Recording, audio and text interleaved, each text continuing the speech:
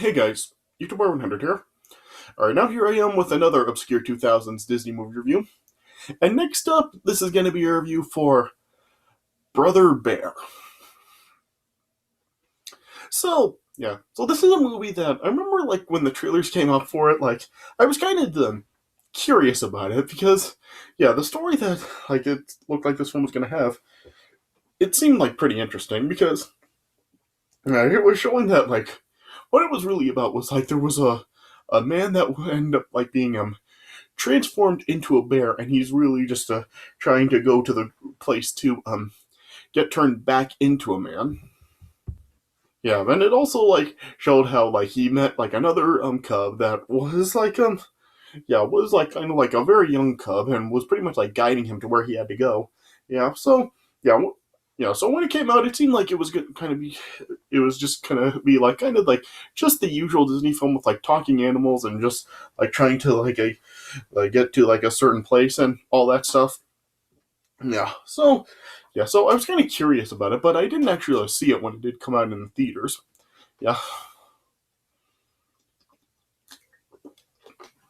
yeah, it was. And the film it didn't really get talked about all that much after its release. Like I didn't really hear many people really talking about the film, and the film was not really like an absolute failure, but yeah, it really wasn't like really like a big hit in the theater and stuff. Yeah, and the critics like really didn't really think too fondly about the movie. Like, yeah, it only has like a 37% on the tomato meter on Rotten Tomatoes.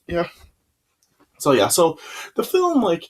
I don't really think that this film really was like the big hit that Disney was really hoping for. So this is kind of another case of like how their hand drawn animation was really go the suffering and really wasn't doing that well at the time. Yeah. So the film was just kind of like a film that just kind of like came and went, and it didn't really leave much of an impact, so nobody really talked about it. Yeah, yeah. And I even like didn't really watch the film all that much. I mean, I remember I did see it like once, like in school once again. Like I remember like in school, like this was just like put on in our class, and so we watched it. Yeah. But I didn't really like see the film like all that much afterwards. Yeah, I hadn't seen this film in like quite a while. Like it's been like over 15 years since I had seen this movie. Yeah. So so I was really like not really like having like a very good memory of the film when I like watched it to make this review. Yeah.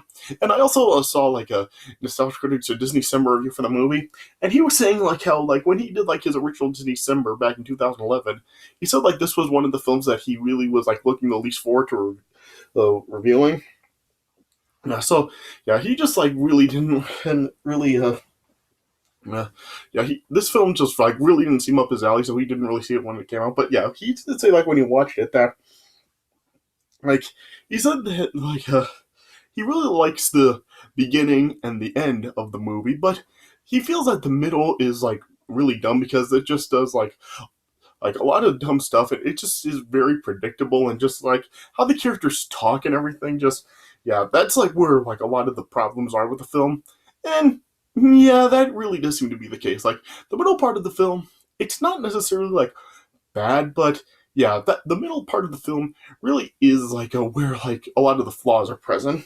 Yeah, like I agree with what he said. Like the film really does like start off like really good. Like just like when you do see like the tribesmen and like Kenai and his brothers and all that, like when you see that, like it just like looks like really good. Like you do like the characters and you really do form a connection with everybody. And just yeah, when a Sitka dies, like it is like really tragic. So yeah, so as it starts off, like it really is like starting off like really well. Yeah, but then like when Kenai like ends up like turning into a bear, like that is kind of like where like the film does start to go downhill because yeah, like there are like a lot of annoying parts in the film.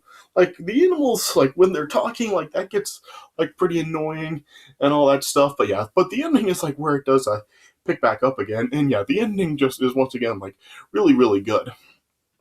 So the film it just seems like very inconsistent because yeah, like it starts off good, it kind of like gets like kind of like inconsistent in the middle, and then then it picks back up at the end.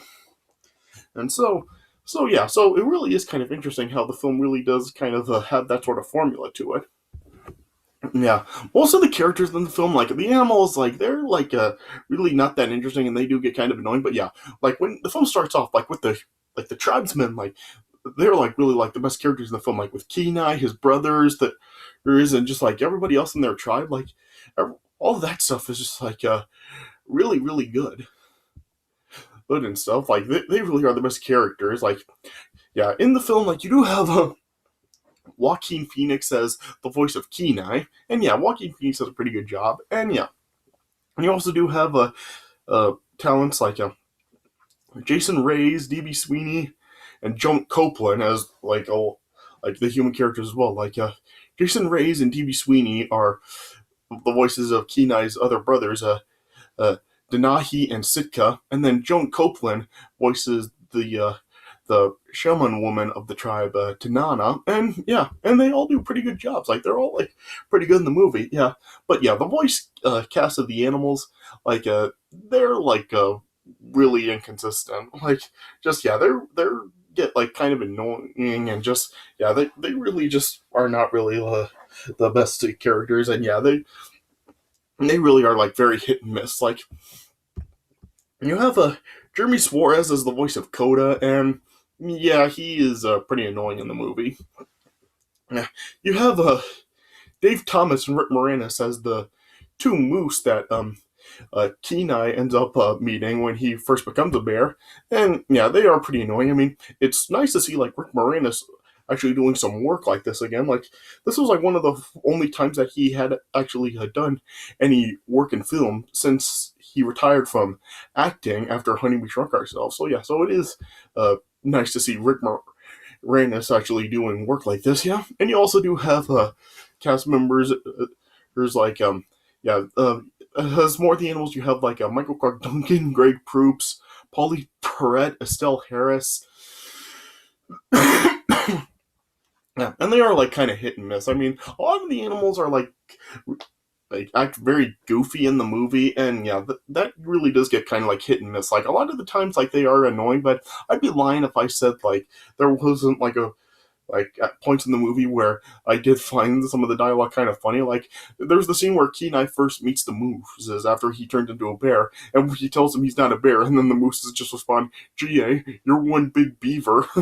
Yeah, so yeah, stuff like that I did find kind of funny, but yeah, I just find like it kind of unfortunate that like after Kenai turns into a bear, it seems like the movie just ends up taking a different turn, because when it starts off, it really does make it seem like it was going to be like a very dramatic kind of film with like what everything that did go on, and especially like after Sitka died.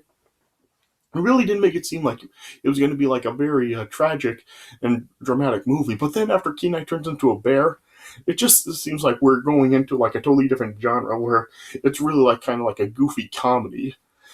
So yeah, so that is kind of like where one of the problems with the movie. So yeah, because yeah, with like the stuff with like the mooses and with Coda kind of like being like very like very like cheerful and upbeat and like very annoying and all that stuff, like it does really get like kind of dumb. And plus yeah, like critic said in his review, just like a lot of the animals like have modern talk like pinky swear and yo and driving and all that stuff. Just yeah, it does get just like really dumb to hear like that kind of modern talk, and it just is really annoying and distracting and all that. Yeah, yeah, and and plus also like the songs in the movie, like Tarzan, the movie has songs by Phil Collins once again, and uh, I gotta say, just the Phil Collins songs in this movie, just yeah, they really don't fit. It, like there's the song "On My Way" when like as Kenai and Coda are like just journeying to find the mountain to get Kenai back to human. I have the Phil Collins song "On My Way," and it just really doesn't fit. It just is like sounds just like way too unfitting for the movie. movie. Like, it's just like too upbeat. I mean, it sounds just too much like the songs in Tarzan. Like, in Tarzan, like the songs ended up like fitting their scenes, but here they really don't. Because yeah, On My Way just is like very unfitting for the style. And plus also, there's of course the song No Way Out. In the scene where Kenai does tell Coda the truth about his mother. And yeah, I mean, yeah, I already saw like what Nostalgia Critic said about like how it just really ruined the scene and everything. And yeah, I got to agree with him. Like, I don't have like the passionate uh despise of Phil Collins that a critic does, but yeah, I'll agree. Just yeah, the song really just ruined the scene. Like, the scene really could have been like really like just really just like so heart wrenching, and just like hearing Kenai really just tell Coda the full story. But instead, you just have Phil Collins coming in just singing over the scene. We don't really hear any dialogue of Kenai telling Coda the story. It just has like the clips of just Coda listening and Kenai speaking, but we don't hear him. Yeah, and really, it just yeah, it just ruins the scene. Like, it could have been just like so heart wrenching, but yeah, Phil Collins really just yeah, he did ruin the scene. Like, I've heard some people really talking about it. They say like how it does like like they think that the that version with Phil Collins singing is better because yeah, they're just saying like we already know the story and everything, and it makes and Phil Collins just makes the scene more powerful. Okay, let me get this out there. It's not about us knowing the story. Coda did not know the story, so yeah, so really just so yeah, this really would have been like so much more emotional hearing Kenai actually like tell Coda the story and Coda slowly like realizing what happens.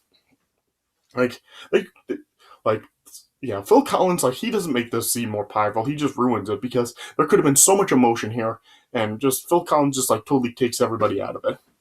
So yeah, so I really don't understand like why people can think that this he makes the scene more powerful because he doesn't.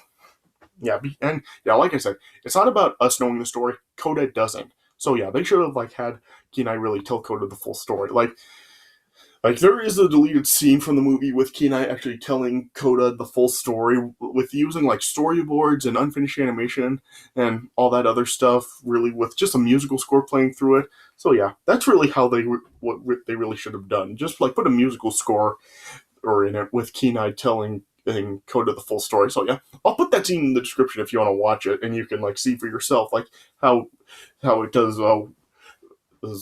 look with Kenai actually telling Coda the full story. Yeah. So yeah, so as I've been saying, as you can see, like the film really does have like a lot of problems like that with like modern talk, and the story's pretty predictable, and Phil Collins songs and yeah, all that other stuff. So yeah, so the film is like it's not a bad film, but it's just very inconsistent because yeah, like I said, just what's good in the film, it is like really good, but yeah, when it goes downhill, it really does go downhill, and yeah, it does like it doesn't really fit the tone. So yeah, so it's a very inconsistent film, but yeah, the story overall, like it is still like good because yeah, Kenai turning into a bear hair and all that stuff, like just like with what him realizing what he's done and all that stuff, and just with him like having to learn a lesson about it. Yeah, it is overall like told like really good. And yeah, like I said, like it starts off really good with like the connections with like the tribesmen and Kenai and his brothers and all that. Yeah, and then yeah, and it does end like really well also when it like does go when you like get through like all that like nonsense with like the modern talk and Phil Collins and everything. Like in the final, like it does like pick back up like in the final fight on the mountain between Kenai and Kenai and Denahi. Yeah, and with Kenai turning back into a human, like yeah, and like the final fight with Kenai and Denahi, like it does get that like it does pick back up from that point. Yeah, and even like the songs in the film that are not by Phil Collins, like the opening song and the ending song, like those are really good. Like the best songs in the movie are the songs that Phil Collins doesn't sing. Yeah. So yeah. So yeah. So like I said, it's not a bad film, but it's just like very inconsistent with like the middle part, because yeah, the middle part is really like where a lot of the flaws in the film are present. But yeah, overall, like it is still it does do like some stuff that's good, and what's good, it is really good. So yeah, so it's really hard to say that the film really isn't good, and because yeah, because with what is like really good in the movie, I think that really is enough to really say that it is a good film. So all I can really say is just it's like check the film out and draw your own conclusion. Like a lot of this other, like a lot of the flaws in the film may annoy you, especially like if you are getting into the story, and that is like really like shown at the beginning. Yeah, but yeah, if you can put up with that, and really don't mind like the goofiness and silliness and all that in the middle of the film, then maybe you'll get some more enjoyment out of the film. Yeah, with me, I like it enough, but yeah, I just really wish that it really could have stuck more to what it was telling at the beginning and the ending. So yeah, so overall, I'd probably give the film like a 3 stars out of 4. All right, so yeah, so I'm already like 60 minutes into the video, so yeah, so I guess I'll just like start talking about the story. Yeah. So yeah, so the film is like set in Alaska, like post Ice Age time. Yeah, and it shows that they're like uh, a group of tribesmen here that are like that like had this belief that there's like creatures created through the great spirits and appear in the form of an aurora, and it shows like the trio of brothers Kenai, Denaya, and Sitka. I mean, yeah, Denahi. Sorry, not Denai. Denaya. Yeah, Denahi and Sitka. Yeah, and it shows that everybody in the tribe is like given like their uh necklaces in shapes of different animals, which are known as totems. And yeah, and each animal that is on their totem, like everybody gets like a certain animal, and the animal will, will, that they represent like symbolize what they must achieve to call themselves men. And it shows that like a Sitka's totem is the eagle of guidance, and Denahi has the wolf of wisdom. Yeah. And then there's a ceremony for Kenai to receive his totem, but the totem that Kenai receives is the bear of love. And it shows that like Kenai really doesn't like bears, just thinking that they're thieves, and he's was really objective. Well, yeah, he objected to his totem. Yeah, yeah. But then, yeah, then eventually, like, it's shown that, like, a Kodiak bear ended up stealing a basket of salmon from the tribe. Yeah. And then, as Kenai, Sitka, and Denahi then, like, went after the bear, it ended up on top of a glacier. And then, and yeah, and in the fight with Kenai, Denahi, and Sitka against the bear, like, as the bear was starting to um, go after Denahi and Kenai. Then Sitka ended up dislodging the glacier, ended up sacrificing his own life to save Kenai and Denahi.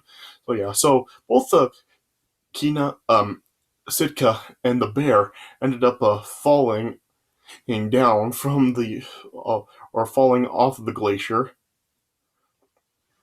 Yeah, and it showed that Sitka was killed, but the bear survived.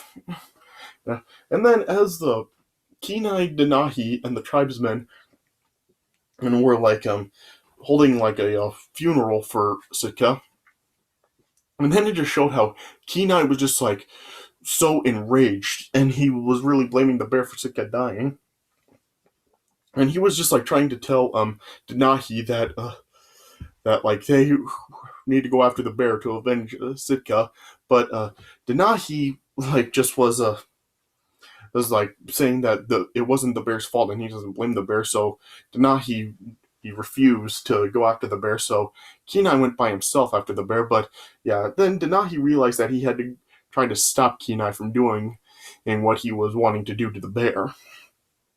Yeah. So then, yeah. So then eventually, then and Kenai was able to like hunt down the bear and chase the bear up a cliff, and then yeah, then another fight ensued between Kenai and the bear, and then yeah, eventually Kenai ended up killing the bear. But then yeah, then it showed then the spirits then like just coming overhead. Kenai, and it showed that Sitka was one of the spirits, and it showed that he was now in the form of his his great spirit, the bald eagle. Yeah. And then yeah, then it just showed how they like rose Kenai up into the air, and then they like ended up taking the bear's body as well. Yeah, and then Kenai ended up being transformed into a bear as well. Yeah.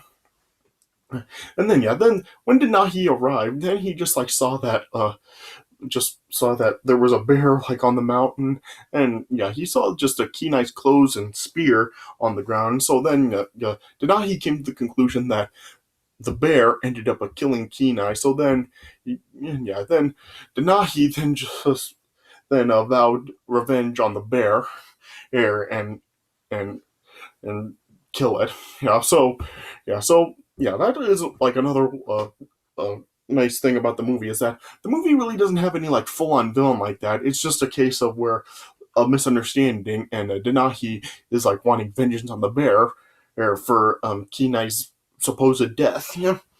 Yeah, but yeah, and something else about like Kenai becoming a bear is I find it kind of weird because like when you do see like the other bears in the movie, such as like the bear Kenai kills, and even like when Kenai and Koda come across the other bears, like you see like the bears are just, like really huge, and Kenai he's like just seems to be like a really small bear in comparison.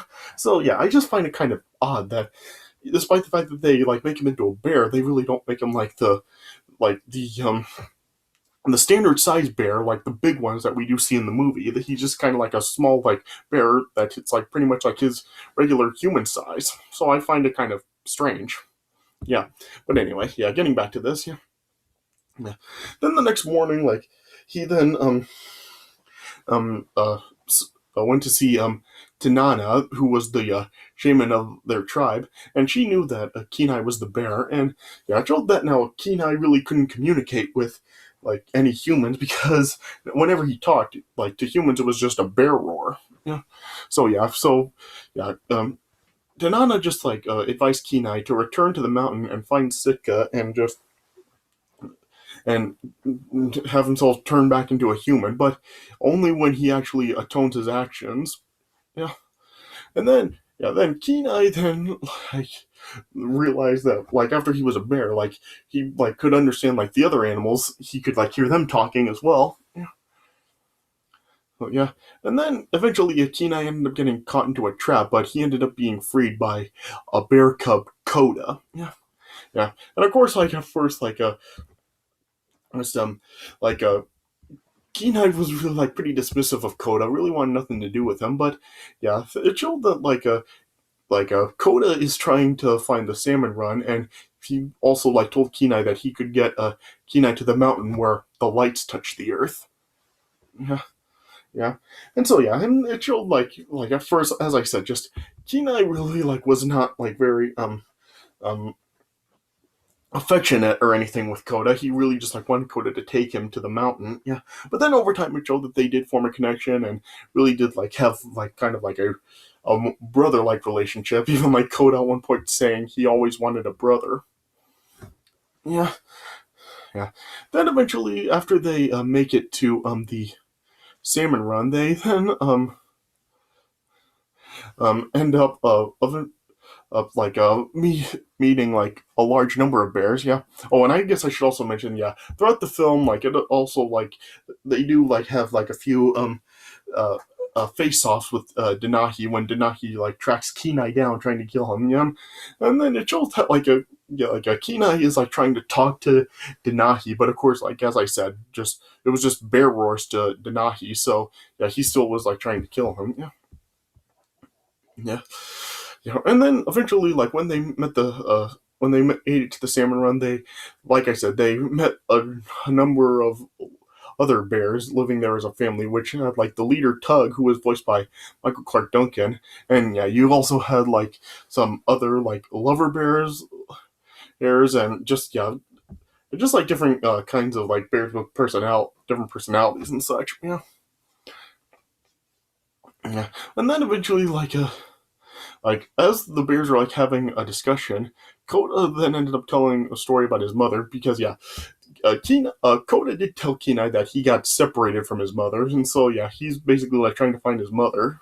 Yeah, and then yeah, then Coda then like at this point he was telling a story about his mother, and he was just saying how his mother recently fought human hunters on a glacier here and everything like that. And then yeah, just like pretty much saying like what went on, and then yeah, Kenai then eventually realized that the bear that he killed actually was Koda's mother. Yeah. And then yeah, Kenai just was just like so shocked and horrified about like realizing what he had done now that he just like ran away. And then yeah, then Koda followed him, and Kenai even then like confessed to Koda what happened, and yeah, and then of course like Koda was just like so grief stricken he couldn't believe it, and then Koda then just ended up running away, and out of Kenai's sight, and Kenai I was just like just then apologized for what he did, and then just went off to reach the mountain. And then yeah, but then eventually after like Koda heard like the two mooses that Kenai met earlier having a fallout.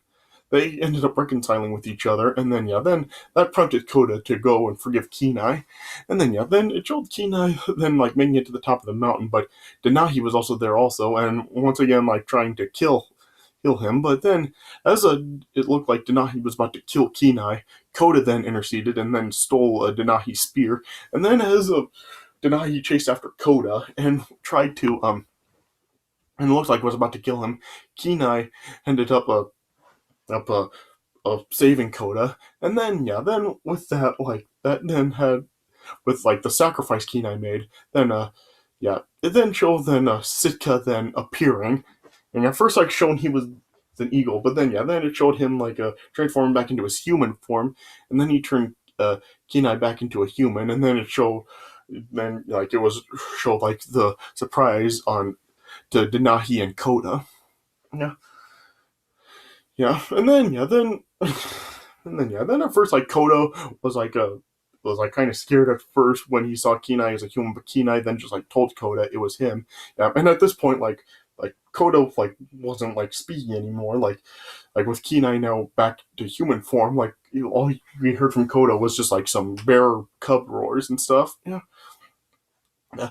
But then yeah, then once Sitka then gave Kenai the bear totem back. Then, like, Kenai then just realized that Koda needs him, yeah. And then, yeah, then there was, like, kind of a line that I found kind of amusing where Denahi just, like, said that he did look better as a bear. Like, I've always just found that line kind of amusing. Like, what does that even mean? You calling your brother ugly? Yeah.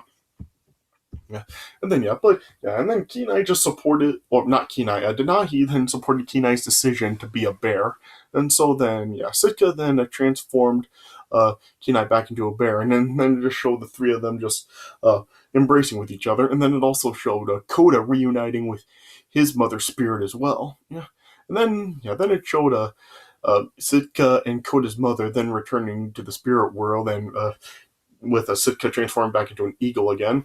Yeah. And then it just showed like a Kenai, Koda, and Denahi all together. Yeah, and then yeah, then the movie ended with a ceremony with giving Kenai his title as a man, with him being a bear. Yeah, yeah, and so yeah, and then yeah, that's how it ended.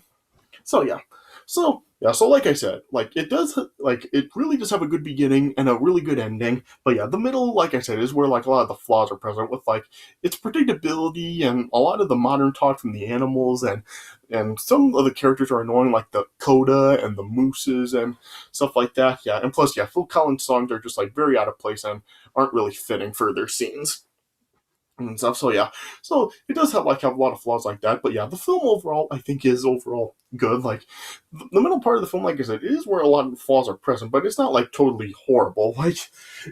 Like there are like some like good parts in the middle part of the movie, but yeah, the beginning and the ending are really like the best parts of the movie. So yeah, so like I said, just it's not a bad film, but it's just like very inconsistent because yeah, the middle just has a lot of the flaws. But yeah, but what's good, like I said, is just really really good. So yeah, so it's really hard to really you say this film is not worth a watch. So yeah, so like I said, it really just depends on like what you can really put up with. Like if you can put up with like what the middle part of the film really does, you probably will like really like the film. But yeah, but if you do get annoyed by like the really change in tone in the middle part of the movie, then yeah, then this film probably won't really be a film that is up your alley. So yeah, all I can really say is just check the film out and decide for yourself. But overall, I do like the film. I'd probably give it like 3 stars out of 4. All right. So it's not really terrible. It's just inconsistent, but yeah. But I guess like just we can really just appreciate the film a lot more knowing that just it could have been like much worse because yeah, while it's not really like a total failure, yeah, it's not a total failure, but yeah, the Disney's next animated film really just made people like see just how bad they could really get. So yeah, so you probably do know what film I'm talking about, and that is going to be my next review. Like I'm going to talk about that film next. All right, yeah, but yeah, overall this film it is like a pretty good film. So yeah, so all I can really say is just check it out and draw your own conclusion. All right, so I guess this does it for my review of Brother Bear. So yeah, so I hope you guys did enjoy this review. So thanks for watching, and I'll see you guys later.